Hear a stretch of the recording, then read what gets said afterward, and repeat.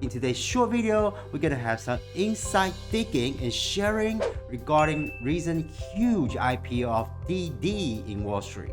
DIDI Global, with the ticker DIDI, has become the biggest ride-hailing company in the world. DIDI is China version of Uber, but much bigger than Uber though, in terms of market share and growing potential, with much more technology innovation and breakthrough, as well as backing from many industrial giants and China National Development Plan.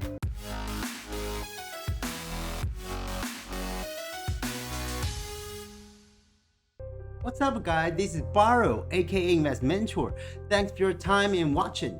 Please never forget to hit the like and subscribe button down below this video. Before everything, once again, I'm not a financial advisor and this is not a financial advice. The channel is totally created for entertaining purpose only.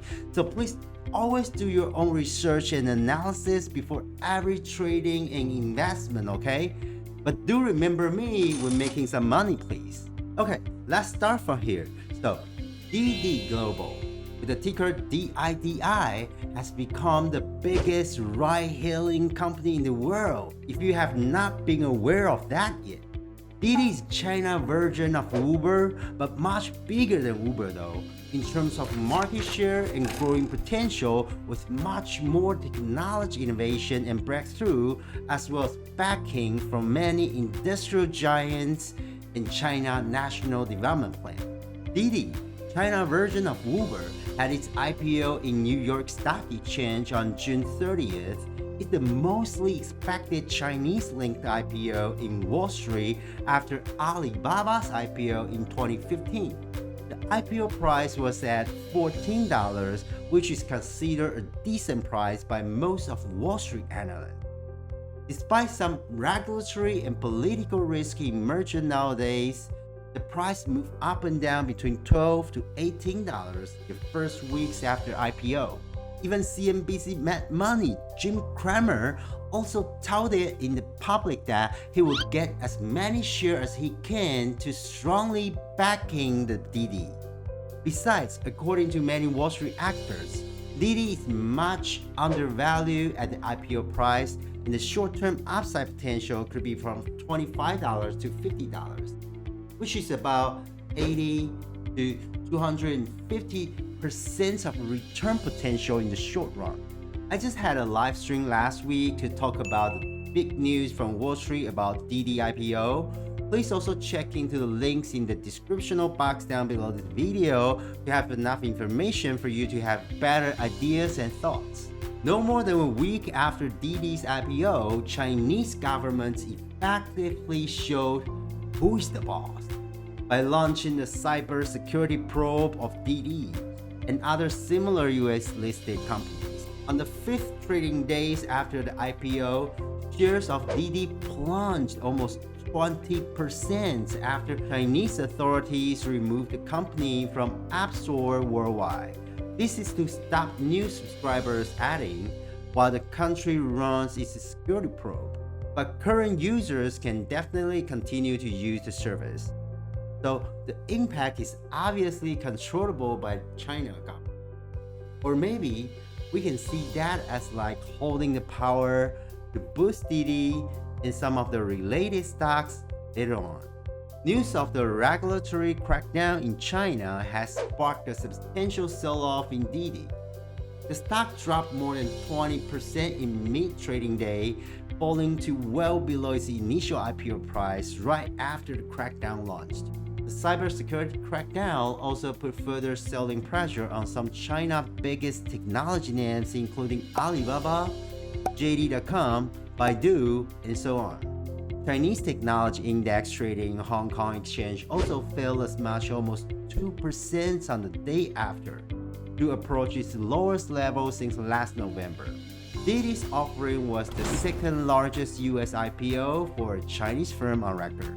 The company lost about $15 billion of market value on the single day crash or correction. After all that, please calm down and think twice deeply, okay? Have all this just come as a coincidence or just another exquisite and sophisticated game of top-notch manipulation? I'm just so wondering if it's possible that some major shareholders or beneficial groups had got the chance to co-op with Chinese government to make the price up and down and then make huge profit from the price gaps in just few days. As innocent general public and the retail investors, answer is not 100% certain, but totally possible, right? To the long-term threat to Didi business, many from Wall Street predicted that the settlement would come soon as the ride-hailing service remained too big to fail. Wall Street thinks that the firm will likely pay a fine, apologize, and seek out a due listing to please Chinese authorities. Right, please calm down and think twice deeply again, okay? What are the true purpose and implication behind the scene, behind the recent China tech crackdown? Is it really for any personal or evil reasons? Or actually to make the market environment healthier? It's a more promising future. Are all the worries and concerns totally reasonable, irrational? Or am I just caused by some bias, ideology, or discrimination? Let's go deeper to assume that. Chinese government has been knowing that there have been many bias and discrimination against them all along. Second, the Chinese government knew that every crackdown is highly likely to pull back certain stocks or financial assets, like what happened to Bitcoin and all that. Third, no matter what, and after all that, Chinese government just have to launch all the crackdown from time to time based on their constitutions and national policy. Then the question is, when and how exactly would Chinese government plan for all this crackdown? They're not gonna do it randomly for fun, right? Of course, they want to do it with very well planned and sophisticated strategies and collaborations with certain beneficiary groups to keep the negative impacts minimal while maximize benefits creation and long-term positive impacts to Chinese people, to the beneficiary groups, and the government itself, right? So, are they really gonna do some stupid or brainless crackdown to attack all the tech giants for fun? Think about that, guys. So obvious, these have been clearly white noises to cause the temporary crashes or corrections in certain stocks, assets, or market. Let's focus on Didi again. Based on all the fundamental factors and future environment, the downside risk would be surely limited with the huge upside potential remaining promising and steady. I would believe that Didi and some of the stocks impacted by recent China crackdown are definitely the great targets for buying the dips along the way. We're never gonna go all in with one shot at anything, right? Instead, we can always adjust the allocation for short-term trading and long-term investment, originally planned for Didi and some of the related stocks.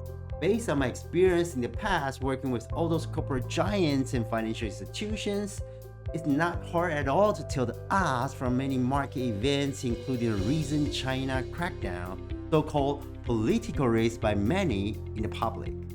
From my 2 cents assumption, there might be just too much interesting and unspeakable stories behind the scene. If it's actually a top-notch manipulation, so what? As long as we can survive and profit with that shit, who cares? This is just what I was expressing, so eager to explore with you all at the very beginning, right?